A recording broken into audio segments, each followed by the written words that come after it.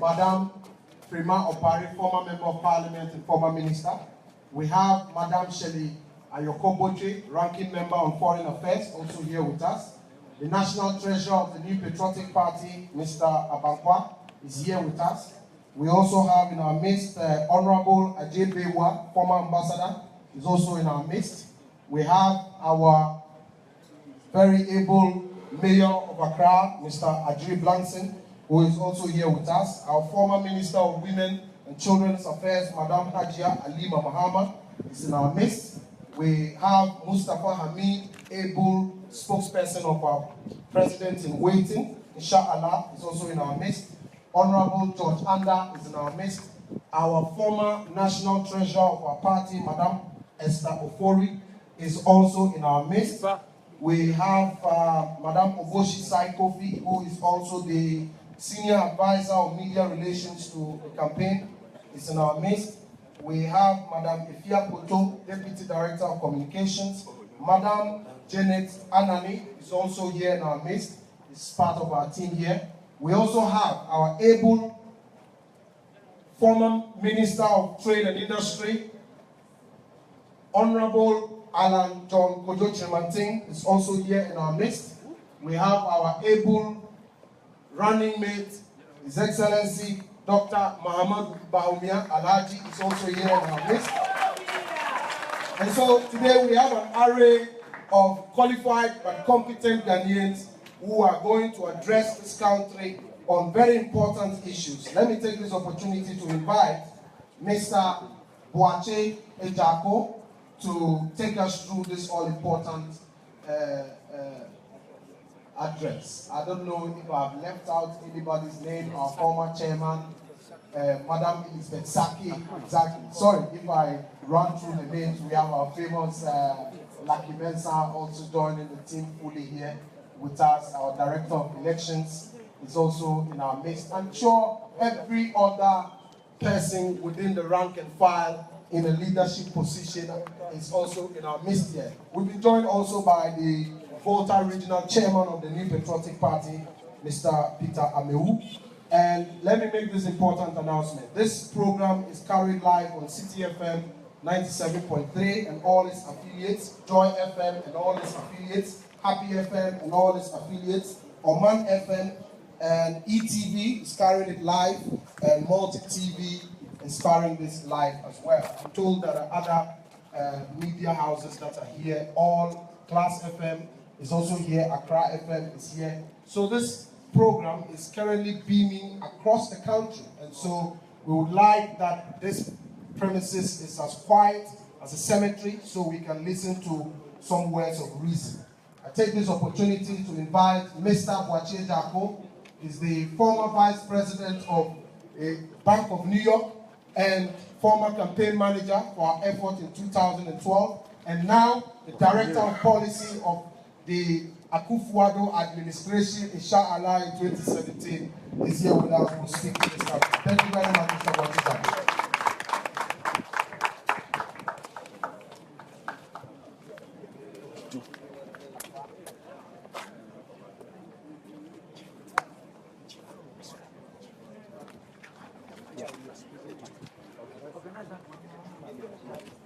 Dr. Alhaji Muhammad Bahumia, our Vice Presidential candidate, dignitaries herein assembled under our dais, ladies and gentlemen assembled herein, good evening, ladies and gentlemen of the press. There is no greater fraud than a promise not kept. If you succeeded in deceiving the electorate, do not take them for fools. Realize that the people of Ghana trusted you more than you deserved. Exactly 78 days from today, the people of Ghana will embark on an extremely important exercise of electing a new president for the Republic and 275 members of Parliament.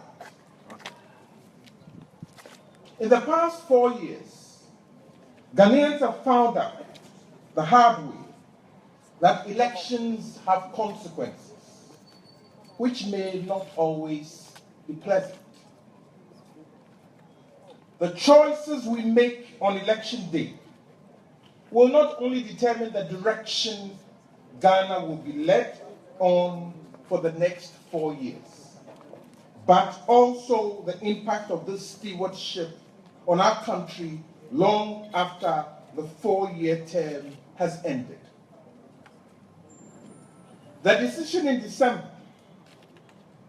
will revolve essentially around whether Ghanaians should give President Mahama and the National Democratic Congress another 4 years, making a total of 12 straight years in office, or whether Ghanaians will vote for change and bring back after 8 years out of office the new patriotic party under the new and competent leadership of Nana Addo Dankwa Akufo-Addo. In spite of all the efforts by our main opponents, the NDC, to dumb down the debate and get the electorate to focus less on bread and butter issues, we of the MPP understand politics to be nothing but a competition of innovative ideas to propel the country forward. And these ideas can only be successfully executed with the right mix of competence, conviction, discipline, and integrity. So we invited you here today to share a few initial comments and observations we have on the 2016 NDC manifesto that was effectively relaunched on Saturday after the President spent 2 hours of our time taking us through it last Tuesday. Ladies and gentlemen, the NDC is coming to the end of its second term in office. As an incumbent, one expects them to bid for this re-election based on their performance of the past years. Instead, we see the NDC making very grandiose promises to Ghanaians of what they would do if re-elected, while staying silent on how their performance in the past is an indicator of how well they will do if re-elected. At the weekend, yet another avalanche of promises were made in Sunyani. Never mind that a litany of broken promises littered the path to Sunyani. One can only predict the future under another Mahama government by judging from what featured in his recent past performance. A future of promises, lies, excuses, and more broken promises. At the end of this news conference, we will share with you a tall list of their failed promises for your perusal. Voters can be forgiven if a performing government fails to fulfill some line items in its manifesto. After all, the purpose of government is to improve the lives of its people. Are people better off as they promised? Are businesses doing well? Mr. President, have you improved the quality of delivery of public service? Have you strengthened the institutions of state and deepened democratic governance? Have you improved the management of the economy and the public finances? Have you tackled corruption and waste in public expenditure? These are the benchmarks by which Ghanaians should measure President Mahama's performance, not the phantom achievements outlined in the Green Book and promises in the manifesto which they only intend to break. In their rulebook, promises are made to win an election and not to govern a nation.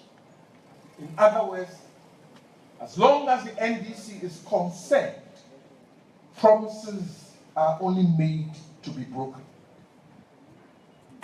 However, President Mahama explains his manifesto's rationale by saying if re-elected, he would continue with the work he's doing, saying, and I quote, "We still have more roads to construct, more houses to build, more food to produce, additional educational and health facilities to provide, and most importantly, more jobs to create."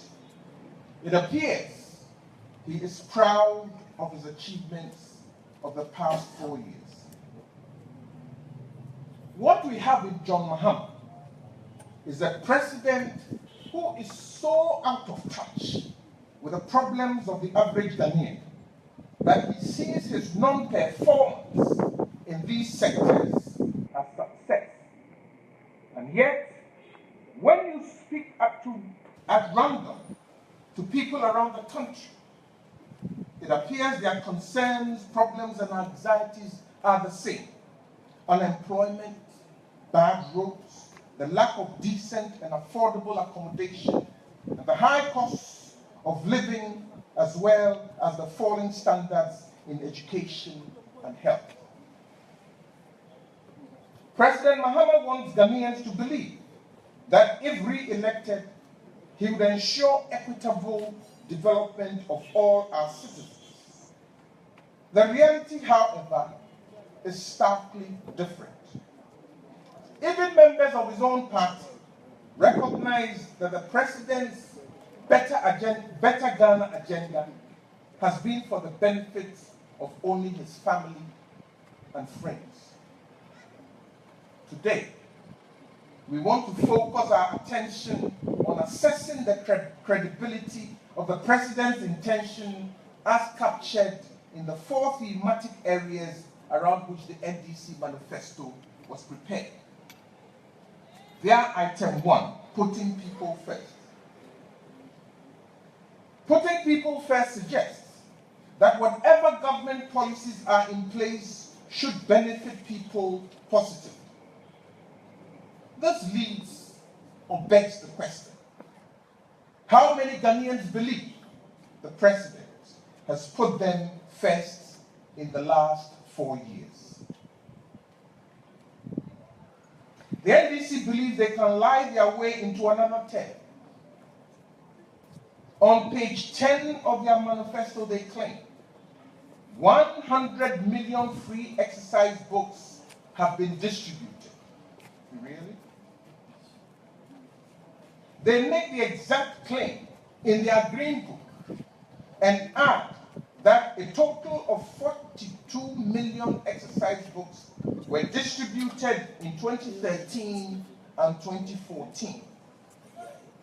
Does this mean they supplied 58 million exercise books in 2015 alone?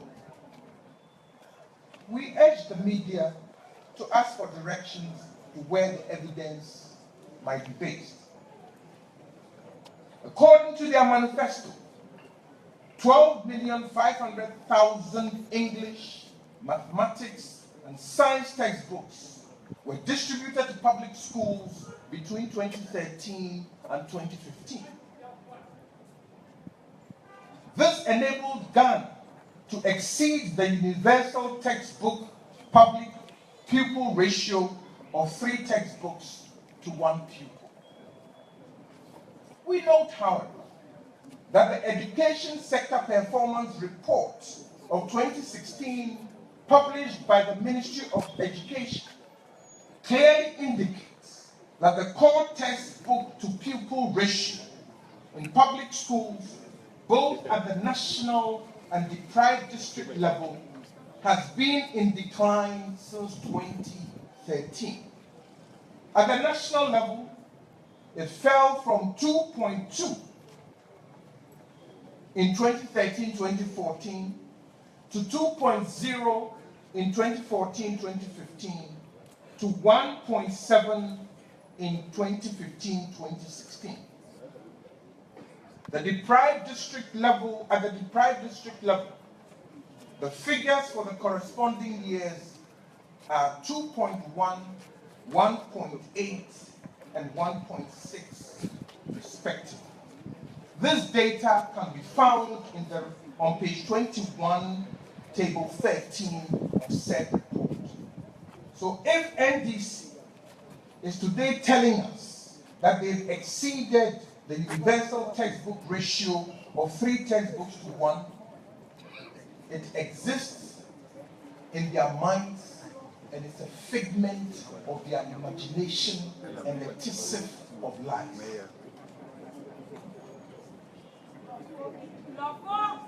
Also, last week when the president presented highlights of the manifesto, he mentioned specifically that beginning this academic year, 120,000 senior high school boarding students will get free education.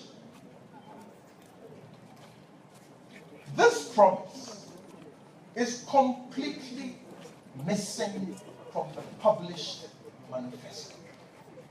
Perhaps there is some explanation. Please, members of the press, help us unravel this.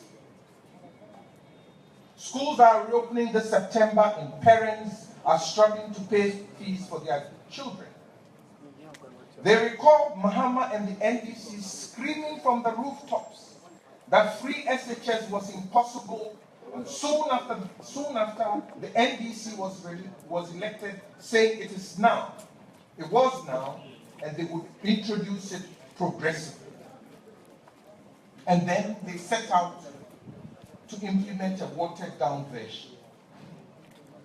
The 2016 Education Sector Report captures exactly how well or how badly they have done. And I quote, "The first disbursement of funds for the first term of the 2015-2016 academic year was completed in September 2015 with 320,488 day students across the country supported at the cost of 12,178,544 Ghana cedis. Disbursement of funds were made to Senior High School 2 and Senior High School 3 students, as Senior High School 1 students have not been placed in school at that time of payment." End quote. So the NDC gives 320,488 day students a mere 38 cedis for the entire academic year to offset the government-approved fees of 420 cedis per year. I guess this is what they call progressively free. I owe 420 cedis. You subsidize me to the tune of 38 miserable cedis.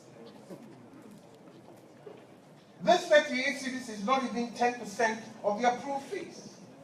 Meanwhile, day students who entered Form 1 last year did not benefit from this policy. Who are the NDC trying to fool? Stealing ideas they cannot implement, and by so doing, impoverishing Ghanaians even more. In today's Ghana, with so much suffering and hardship, nothing shows that John Mahama has put Ghanaians first. After all, today, They pay more for their electricity than their rents. They bear testimony of how 4 years of doing so destroyed their small businesses. And Ghana's young people who live with the nightmare of searching for non-existent jobs, a situation that has led to nearly half of them, of that population, being jobless. A government that puts people first is a government with competence, compassion, foresight, discipline, and integrity to implement policies that will help create jobs, not one that will kill jobs with poor policies. It cannot be disputed that President Mahama has made Ghanaians poorer. The prices of everyday items have skyrocketed under John Mahama. The price of a gallon of petrol has gone from 3 cedis to 16. Bread has moved from 2 cedis to 7 cedis. Milk from 1 cedi to 3 cedis. Kenke from 30 pesos to 2 cedis. Fish from 50 pesos to 2 cedis. Sachet water from 5 pesos to 20 pesos. And a bag of cement from 12 cedis to 32 cedis. President John Mahama, Mobrowa Obeyede. It is evident that the John Mahama government is not one that can be trusted to put people first. A government that puts corruption first, a government that puts corruption first, can only pay lip service to putting Ghanaians first. Their second plan is building a strong economy for job creation. 2 weeks ago, Dr. Alhaji Bawumia provided incontrovertible proof to show that the Ghanaian economy is in crisis by stating, and I quote, "The years under President Mahama's leadership have been characterized by a steady decline in GDP growth."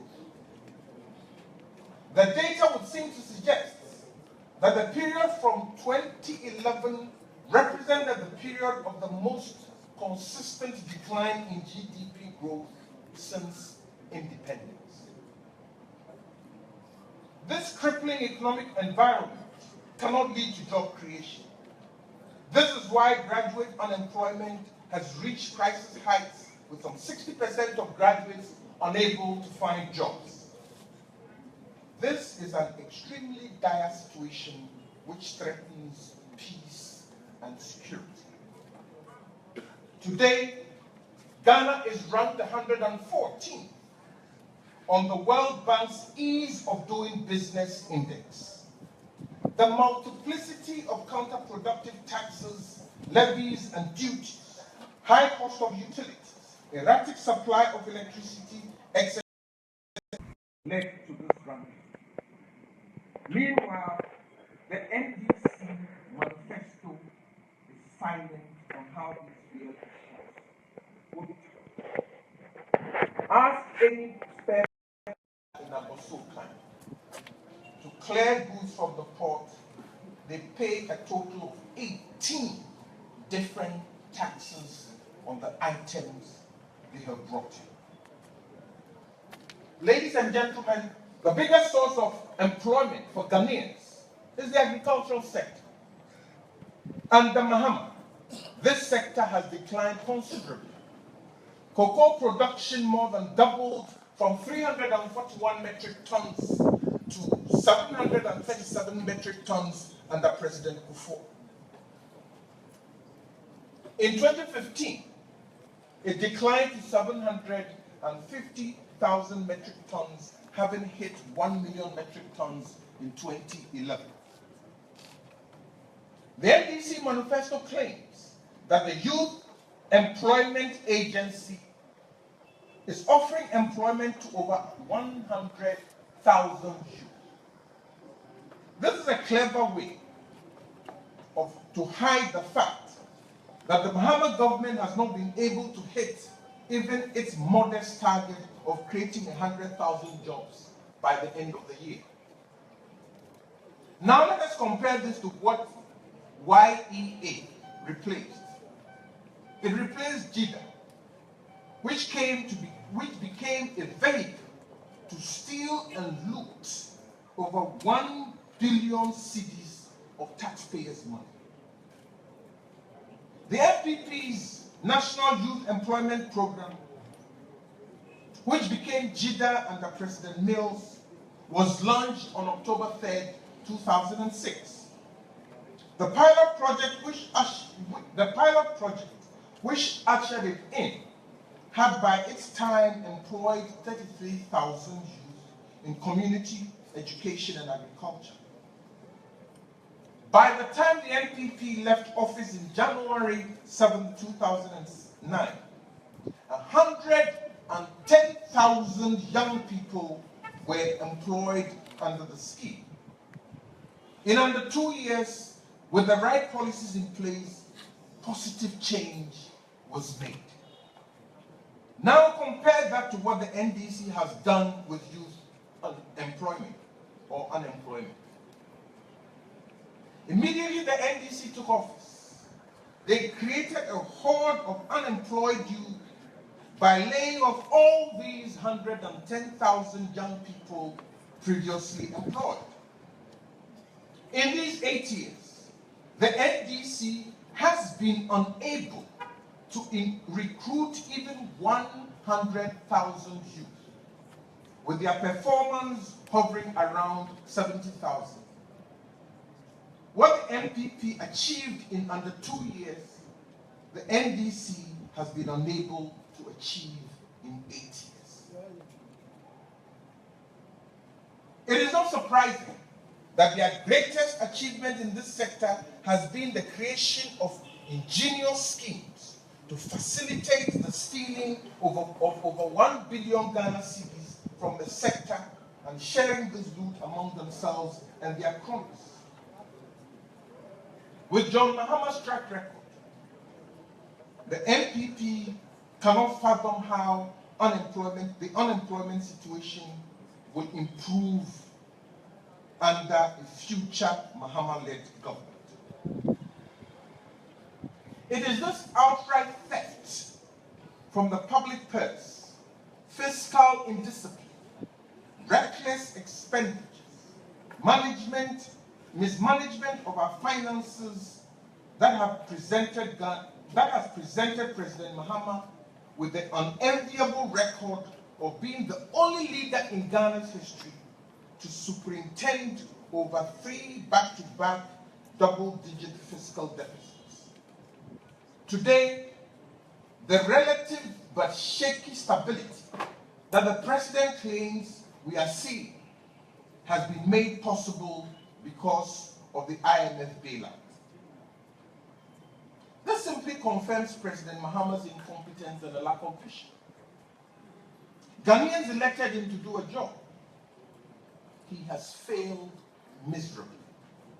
He then called on the IMF, who made him agree to all kinds of conditions before they offered their help. Now Ghanaians have to endure hardship and suffering brought about by the austerity measures of the IMF. After all, President Mahama agreed with the IMF as one condition of the bailout to lay off public sector workers starting from 2017. The 2015 agreement report spells this out clearly, and I quote, "The government will undertake, with the assistance of development partners, a comprehensive plan to rationalize the size and increase the efficiency of civil service and allied services on the payroll. The related strategic plan will be ready in December 2015, the results of which will inform the actual rationalization of staff, which is expected to begin in 2017. You may refer to the 2015 IMF Country Report number 15/103, page 17, subheaded Civil Service Reform. Rationalization is another way of saying retrenchment, layoffs, or downsizing. Whichever way you call it is the same difference. Go home. People will be laid off. What this simply means is that the current freeze on employment in the public sector will not be lifted to give jobs to Ghanaians. Instead, the grand plan is to rob public sector workers of their jobs in 2016. Public sector workers, over to you. Mahama's track record in job creation has been totally abysmal. The future with him at the helm will be extremely bleak. The third pillar of their manifesto is expanding infrastructure for accelerated development. Building infrastructure is expected of every government. Nana Akufo-Addo, our presidential candidate, once said, the people of Ghana have a right to expect a government to improve, at the very least, upon what it inherits from an outgoing government. But that must be done on a value for money basis. On August 31st, 2011, Akufo-Addo warned against what he called the loan rush of the NDC government. We may have to revisit our HIPIC experience if we don't borrow responsibly. When Nana Akufo-Addo said this in 2011, the loan bill was around 10 billion. Today, it has shot up in real terms to over $39 billion worth of loans, or some 27 billion in nominal terms. Much of this borrowing was supposed to help accelerate Ghana's development. But our roads remain so poor that only those with access to helicopters, like President Mahama and his officials, can safely travel across the country without any stress. Our communities lack proper sanitation because we prefer to pay more than the going rate to companies that have special relationships with the Flagstaff House. To borrow the famous phrase, with the greatest respect to Alhaji Bawumia, Nasikano. What has been the impact of these massive resources on the lives of the people? Where are the projects? Mahama and his government should let Ghanaians know that the NDC has got to show, Mahama and his government should let Ghanaians know what the NDC has got to show for the billions of dollars it has borrowed in our name. In actual fact, the NPP strongly believes Ghana can and will develop 3 times as fast if we got rid of President Mahama and the NDC this December. This anecdote illustrates why we feel strongly that Mahama at the helm slows our development. Here it is. On November 8, 2015, GNA reported that the Greater Accra Regional Minister, Ni Lai Afote Agbo, together with the Katamanso District Assembly, had inaugurated a 6-unit classroom block with dual desks at Katamanso Presbyterian School at the cost of 510,000 Ghana cedis. 20 days later, on November 28th, GNA reported that the MTN Ghana Foundation had inaugurated a fully furnished 6-unit classroom block, an office, and a store with a total cost of 100 170,000 seats for the Esikas to Methodist Basic School in the Upper West Achim district of Eastern Region. In other words, what Muhammad's government did was 200% more than what the MTN Foundation did. What this tells us is that the private sector can build schools at 3 times less than the Muhammad government. This means that for every school built by the Muhammad government, 3 schools could have been built for the same amount. Every 3 schools that every school that Muhammad's government built, 3 schools could have been built for the same amount. If the choice then is between President Muhammad and MTN or an incorruptible leader like Nana Addo Dankwa Akufo-Addo, who will provide Ghanaians value for money, who should Ghanaians choose?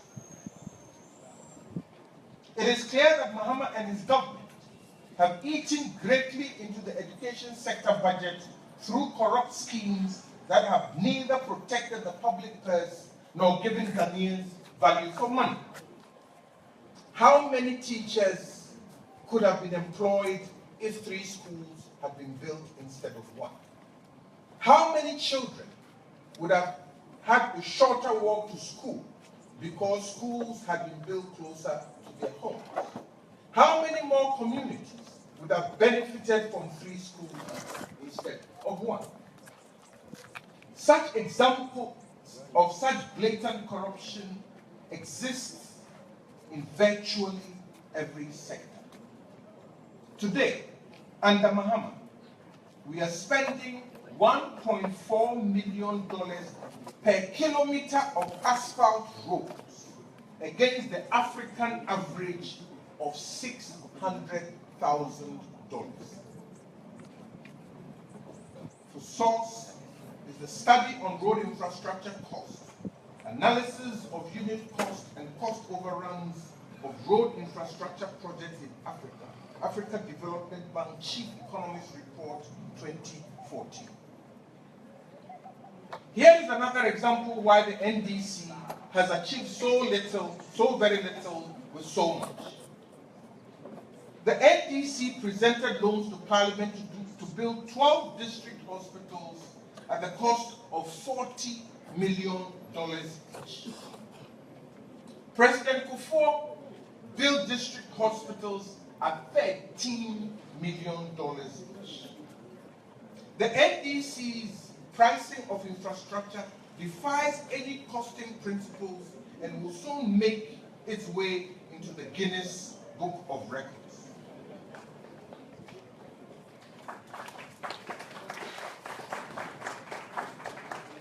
While all this incompetence and corruption is going on, our neighbor, Burkina Faso, which is drier than Ghana, through various irrigation schemes, is growing big, juicy, delicious strawberries for export and processing strawberries into jam. Meanwhile, here in Ghana, we are subjected to leaders who know how to fly and confirm to Burkina, but do not believe that Ghana can provide irrigation to help our poor farmers in the north through one village, one dam solution. For lack of vision, Ghana suffers. Government can't think far.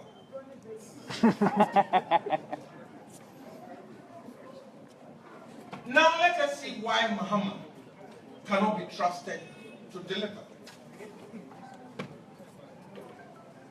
Their 4th pillar, advancing transparent and accountable governance. Advancing transparent and accountable governance. A comedian once said, "I've stopped making jokes. I just wait for government to report the facts. Everything government says is a joke. The main obstacle to achieving transparent and accountable governance is corruption and the lack of a political will to fight it. We will continue to remind Ghanaians that there is a huge gap running into billions of dollars between the funds that have come into the hands of the NDC and what they have delivered for country and people. Report on the Auditor General website shows that by 2014, under President Mahama, over 5 billion of taxpayers' money could not be accounted for, and there was nothing that had been done by the Mahama government to trace or retrieve these funds. This does not include the hundreds of millions of dollars believed to have been lost through inflated contracts, as the president has presided over the effective shredding of the Public Procurement Act, giving him and his people the free range to award contracts without the very transparency and accountability he is now promising to deliver if re-elected. Our elders say, a professor if we are not.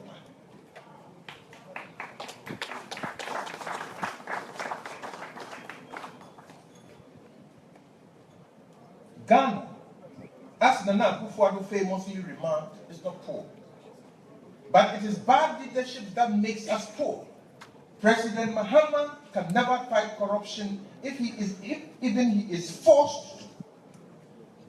How can Ghanaians expect a vice president, John Mahama, who was investigated by his boss, President John Atta Mills, over allegations of corruption, be expected to have the moral authority and desire to fight corruption when he's now the boss?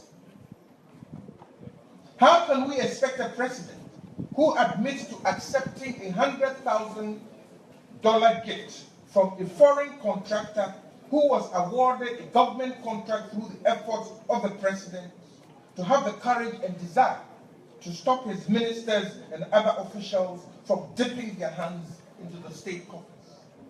How can we expect a president who spent 4 years to protect his friends who were found to have allegedly stolen public funds through instruments such as GIDA and SAD to allow any case of corruption to be prosecuted? Let it be stressed, when it comes to corruption, President Mahama sees no wrong, hears no wrong, speaks no wrong. To him, that is the way it is. The presidency is a vehicle for amassing wealth for family and friends rather than for looking after the welfare of the masses. We want Ghanaians to think about this. If this had been the attitude, his attitude in his first full term as president, what then would be his actions if re-elected for his last and final term? What would then restrain President John Mahama and his family of corrupt cronies in his last term from pillaging the national coffers? We want to highlight this because it's extremely scary. Let us not make any mistake about it. John Mahama for another 4 years, unchecked by the threat of losing another presidential election, is an exceptionally frightening prospect. Having poorly managed the economy and blatantly misused public funds, there is evidence that the government would have no money to fund their new catalogue of fantastic promises. In short, Ghana is broke. There is also evidence that John Mahama, if re-elected, will not have the credibility, competence, and integrity, and the innovative ideas to fix it. On June 28, 2016, the Mahama government published for the attention of all ministries, departments, and agencies guidelines for the preparation of the 2017-2019 budget.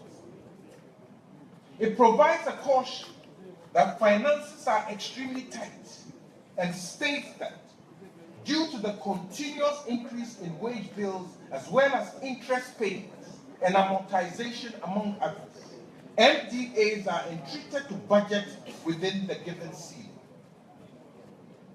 What an interesting state of affairs. You campaign with a set of promises. You are voted into office. You borrow billions of dollars. You spend these billions recklessly. You cannot fulfill your promises. Money becomes tight. In spite of this, you go on and even make more grandiose promises to Ghanaians. And then behind their backs, you tell those who execute these promises to try and work within small budgets. Only John Mahama, for whom making and breaking promises is a way of life, can govern Ghana this way. So as Ghanaians listen to the flowery promises, please bear in mind that the Mahama government already knows how much it has programmed to spend and how very little they can do. Also from 2017, Ghana will pay more in servicing our debts from 2017 onwards than we are paying on wages and salaries. Now, before some of you journalists start saying, how will the Akufo-Addo government manage to execute the solutions in our manifesto when, God willing, elected to take charge from January 7, 2017? Let me serve notice that in the next few weeks, we will outline how we intend to deal with this debt situation. We found a solution in 2001 after the then NDC regime left Ghana in debt after 8 years in office. And we want you to trust that we shall find another solution to deal with the current debt crisis created over the last 8 years by the NDC government. We all know that people are differently endowed and competencies differ. I believe that if you gave each one of us sitting here 1 million seats to work with, the outcomes will be different. Because there will be competent people among us and there will be John Mahamas amongst us. This is what is portrayed in Matthew 25, chapter 14, the parable of the talents. So as Ghanaians listen to these flowery promises, please bear in mind that Mahama knows he cannot spend and do what he's promising. Now, I would like to embark on a little mathematical exercise regarding the budgeting as prepared by the NDC for 2017 all the way to 2019. 60 billion cedis out of the resources allocated for 2017, 2018, and 2019 will be used to service the nation's debt. 60 billion out of all the resource on will be used to service the nation's debt. For 2017, the NDC has already provisioned a total of 34 billion for ministries, departments, and agencies. 60 billion for the payment of debts, 34 billion for all ministries, departments, and agencies to go and work with. Now let us look at how much trouble we find ourselves in. I want your attention here.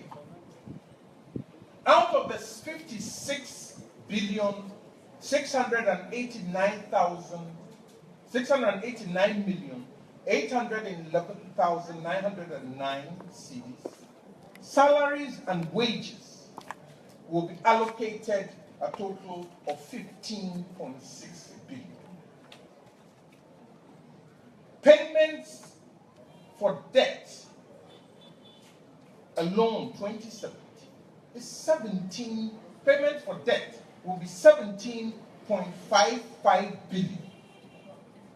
That is 11.2 billion for interest payments and 6.4 billion for amortization.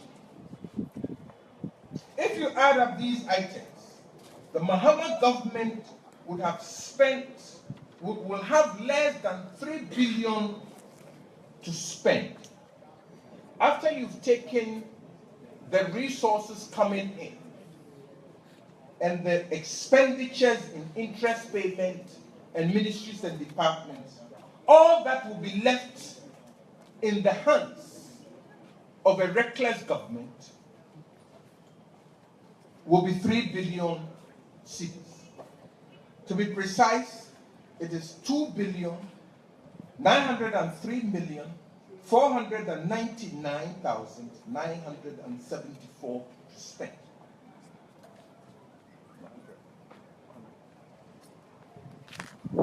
Yet, the total expenditures before the government is 23.7 billion. I don't know how the arithmetic works. The government will be left with 3 billion in revenue, but face an expenditure of 23.7 billion. In the past, faced with scenarios like this, John Mahama puts on his borrowing cap or increased taxes.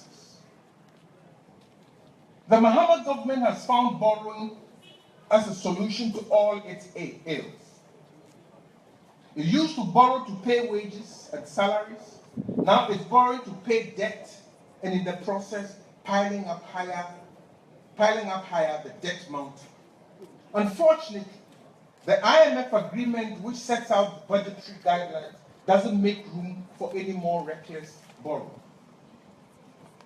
MDAs are to note.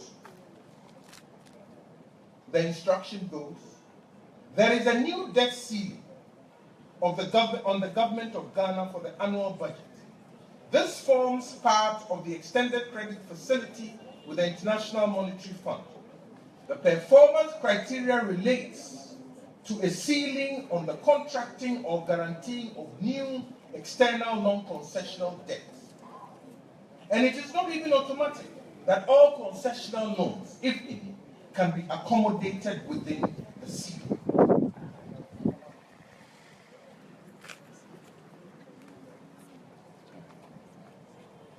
The fact is, Ghana is broke. The NDC manifesto promises, pitched against catastrophe under a future Mahama government. If he could not care, when he still knew he had to go back to the electorate for another re-election mandate, then just imagine how very sensitive and even more uncaring he would be if given another 4 years.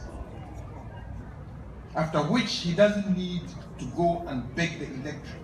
There will be plenty of trouble.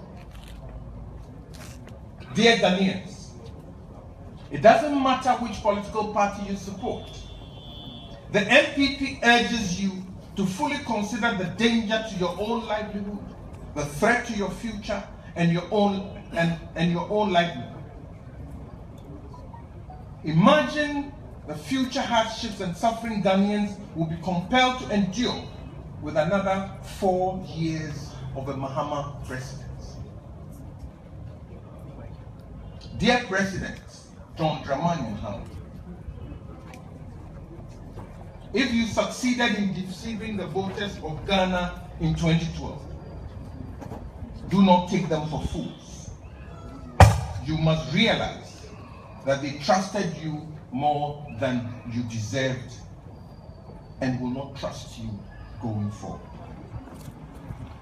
After all, Ghanaians know the manufacturing sector was doing better under Mills than under Mahama. They know the number of manufacturing companies, big and small, that have collapsed over the last 4 years, and the number of people who have lost their livelihoods thereby. And yet, they hear this economic management expert, President Mahama, promise to revive the factories created by Kwame Nkrumah. A little reminder, John. Many of these factories were completely buried, broken up, and sold off by your previous NDC government in which you served as minister. The Ghanaian electorate is aware that growth in the industrial sector has declined sharply under Mahama from 17% in 2011 to 2% in 2015, and yet he claims he is transforming Ghana. I think the slogan ought to be deforming Ghana, deforming lives. President Mahama has been the worst manager of the CD in the past 15 years. The worst performance between 2001 and 2016 had been between 2012 and 2016 during the tenure of President Mahama. Nobody in the NDC has been able to come out and deny these facts. We are still waiting for Vice President Kwesi Emisanta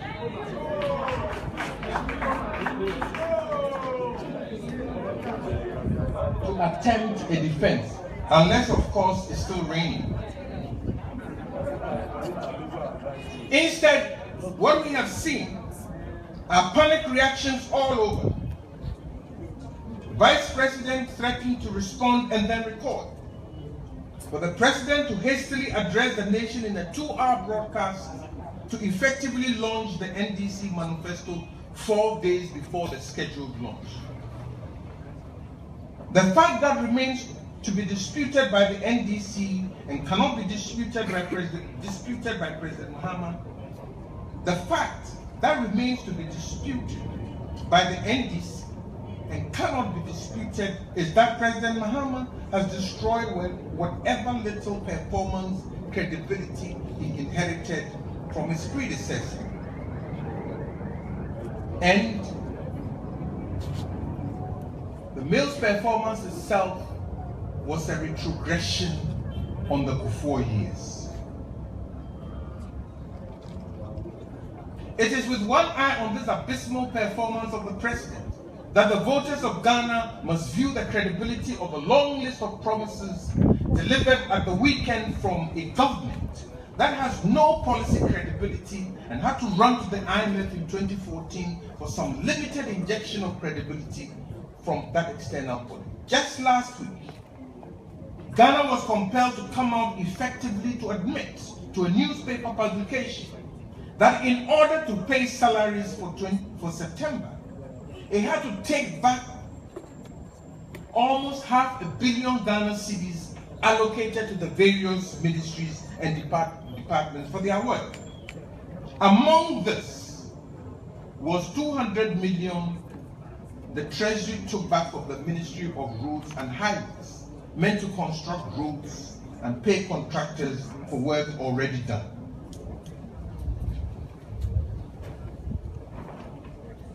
The future under another Mahama term would indeed be bleak.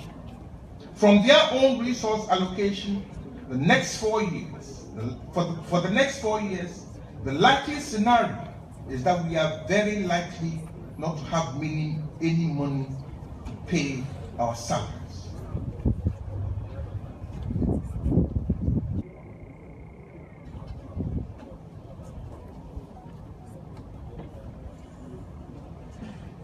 We can't do what others are doing, and many others take for granted.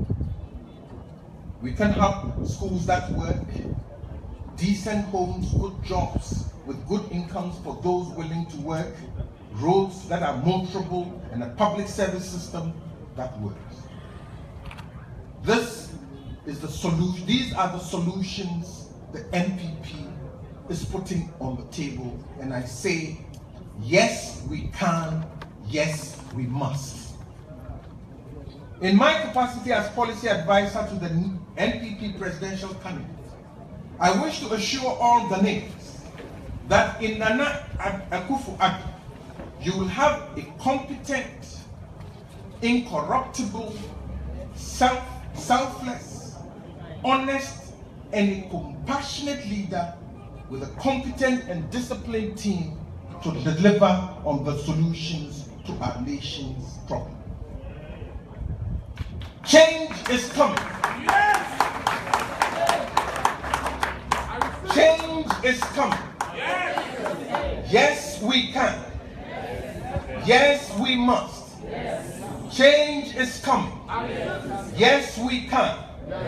Yes, we must. But it is up to you and I to make that change happen. God bless you. Thank you very much. Thank you very much, Mr. Abuachi Jako, for this excellent